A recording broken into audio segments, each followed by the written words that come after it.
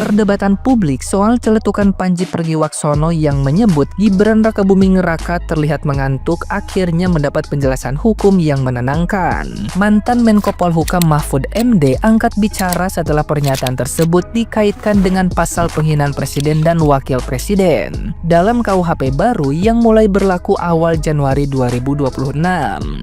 Mahfud menegaskan bahwa kekhawatiran publik berlebihan karena peristiwa yang melibatkan Panji terjadi pada Desember 2025 sebelum aturan tersebut resmi diberlakukan. Dalam hukum pidana, asas tidak berlaku surut menjadi prinsip utama sehingga tidak ada dasar hukum untuk menjerat Panji dengan pasal baru tersebut. Selain soal waktu kejadian, Mahfud juga menyoroti substansi pernyataan Panji yang dinilainya sangat subjektif. Menyebut seseorang tampak mengantuk dianggap bukan bentuk penghinaan yang jelas, melainkan persepsi personal yang sulit dipidanakan. Ia mengingatkan bahwa batas antara kritik dan penghinaan memang sering kabur dalam praktik demokrasi. Karena itu, Mahfud mendorong pengujian pasal penghinaan presiden ke Mahkamah Konstitusi agar tafsir hukumnya lebih jelas. Menurutnya, hukum harus dijalankan dengan logika konsisten, bukan dorongan emosi publik. Sekarang nih wakil presiden kita nih Mas Gibran kan cukup banyak muncul di berbagai tempat di media massa kan. Karena dulu masuknya prosesnya dianggap bermasalah, lalu makin kesini tetap aja muncul pertanyaan orang, bahkan kadang-kadang cibiran dan hinaan mungkin. Nah, ada beberapa kasus yang muncul belakangan. Katakanlah Pak, yang kita tonton belakangan ini mensreanya Panji Pragiwaksono. Panji itu Pak Mahfud mengatakan Gibran mengantuk. Ya, itu kan subjektif sekali kalau nanti dianggap bahwa ini menghina atau mengkritik. Dua hal.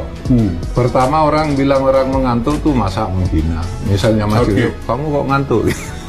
Apa-apa orang ngantuk biasa. Kita bisa mengatakan begitu Pak, tapi kalau aparat hukumnya mengatakan masuk kategori menghina. Tapi kalau itu dianggap menghina, khusus untuk kasus Panji Pragiwaksono ini, tidak bisa dihukum. Tidak bisa dihukum. Tidak bisa dihukum. Karena ketentuan ini dimuat di dalam KUHP baru yang berlaku sejak tanggal 2. Oh, karena waktunya dia belum mengatakan berlaku. Bulan Desember. Iya. Meskipun baru tayang sekarang lah ya, hari-hari ini gitu ya. Iya, tapi kan peristiwa pertamanya dia bilang kapan? Kalau ditalang besok tahun depan lagi, ya tetap peristiwanya itu akan dihitung kapan dia mengatakan itu. Kalau Panji tenang, Anda tidak akan dihukum. Tidak akan dihukum Mas Panji. Tenang, nanti saya yang bilang.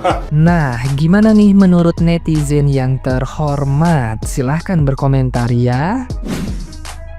Pak Mahfud MD di salah satu podcast menyebutkan kalau Panji tidak bisa dihukum. Tenang Panji, sini gue kasih mikir. Justru memang tidak akan dan tidak mungkin, bahkan gue tegaskan tidak mungkin Panji dihukum. Kenapa? Ini demi Indonesia, geng. KUHP yang sekarang kan meminta, mensyaratkan yang melaporkannya itu harus yang bersangkutan, yaitu Mas Gibran. Mas Gibran nggak mungkin, ini mah bagi Mas Gibran mah kerupuk doang, bukan kritik, ini kerupuk. Ya lu bayangkan ya, jelas-jelas di situ ada unsur perundungan, body shaming. Jelas dong, nggak usah ngelak lah. Lu kalau semakin ngelak lu bener-bener lu, udah lu ngaku aja minta maaf, itu jauh lebih baik sebenarnya. Tapi kalau lu pun gak mau minta maaf ya udah, tapi lu jangan merasa benar. Perundungan di muka umum itu tidak dibenarkan. Tapi kalau lu terus mengglorifikasi, menormalisasi perundungan, ya gua harus bersuara. Lu tahu kalau misalnya proses hukum berjalan ke Panji, itu penumpang gelap banyak, geng, sudah nunggu. Nanti dibilang itu Mas Wapres tidak bisa dikritik. Gak mungkin, makanya demokrasi itu untuk warga negara yang dewasa. Lu juga harus bijak bersuara, ada kebebasan orang. Setidaknya gua nih empet ngelihatnya. Prof Mahfud, rupanya Anda sampai detik ini tidak bisa ya move on setelah kalah Pilpres itu ya. Terus sakit hati sama Wapres itu karena Anda menganggap tadinya Wapres itu gampang lah dikalahkan dalam debat gitu kan. Rupanya Anda yang malah dipermalukan. Dan sakit hatinya sampai terasa sekarang ya, Mahfud MD ya. Mahfud MD, saya jelaskan, dulu saya benarnya kagum sama Anda. Tetapi saya perhatikan setelah nyungsap di Pilpres, Anda terlihat lama-lama menjadi anak kecil. Mental tempe sekarang ya. Tidak bisa menerima bahwa kontestasi itu adalah hal wajar kalau menang. Sekarang Anda membela seorang yang suka merendahkan orang lain, yang suka membuat orang lain bahan tertawaan. Kalau seandainya si Panji yang kau bela itu mengatakan hanya ngantuk, itu tidak masalah. Tetapi di sana ada gimmick ya, yang membuat orang mentertawakan Wapres itu ya. Saya yakin 1000%, kau jangankan digituin Mahfud, orang membantah kau aja di DPR sana kau emosi kok. Hah? Jangankan kau dihina, baru dibantah aja omonganmu, kau emosi. Jangan so hebat kau. Kau mentalmu berarti mental anak kecil, ya, cengeng. Jadi seorang profesor, tapi mental anak kecil. Jadi saya bilang sama kamu, Mahfud MD, kalau kamu membela orang seperti itu, berarti mentalmu sama seperti orang itu. Untunglah kau tidak jadi apa-apa di negara ini, tidak menjadi pejabat, ya. Kalau kau jadi wapres atau kau jadi presiden, bagaimana rusaknya negara ini nantinya? Ya, artinya bullying di mana-mana, body shaming di mana-mana karena kau bela. Jadi saya melihat Anda ini sampai detik ini tidak bisa move on dari kalah pilpres itu. Jadi lebih baik Anda ya introspeksi diri. Anda tidak pantaslah menjadi tokoh di negara ini kalau Anda membela seseorang yang suka merendahkan orang lain, body shaming ya. Oke, Mahfud MD. Jadi jangan kau bilang, masa ini semua pendukung Mahfud MD sini masuk, nanti juga kan saya stick PT-nya dia langsung itu ya. Bagi saya ini ya seorang profesor mental anak kecil, mental cengeng yang tidak bisa menerima kenyataan ya.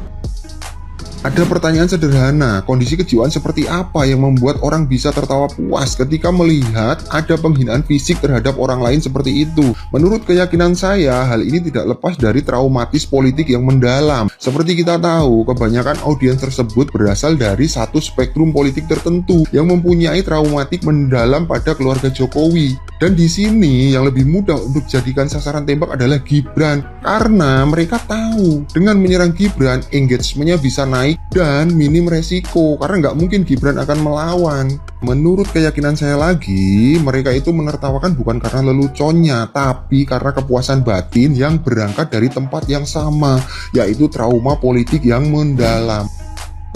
Gue tuh pas ngeliat materinya Bang Panji ya, gue cuman mikir kayak gini, pantesan ya Bang Panji itu nggak bisa ngehargain waktu orang. Ini menurut pandangan saya ya.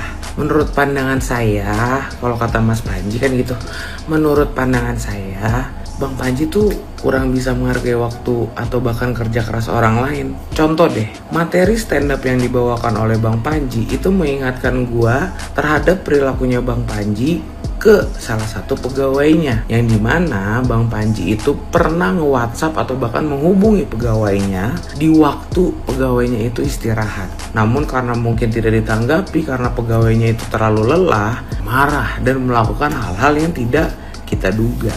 Makanya gue jadi paham kenapa Bang Panji itu tidak mengerti atau tidak bisa mengerti kalau mata wakil presiden kita itu ngantuk. Indonesia lagi banyak bencana Bang Panji. Ya sebagai wakil presiden dan juga presiden Republik Indonesia tentulah kurang tidur. Lu mah enak bisa tidur nyaman, ya enggak?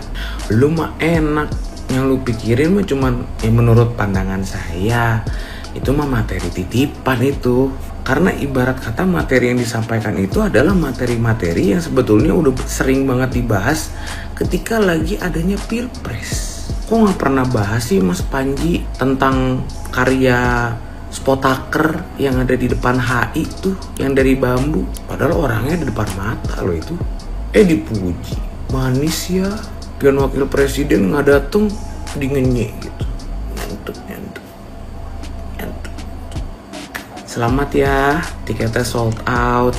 Mudah-mudahan sih bisa membuka peluang kamu juga untuk bisa menjadi salah satu komika di Indonesia yang melebarkan sayapnya secara internasional.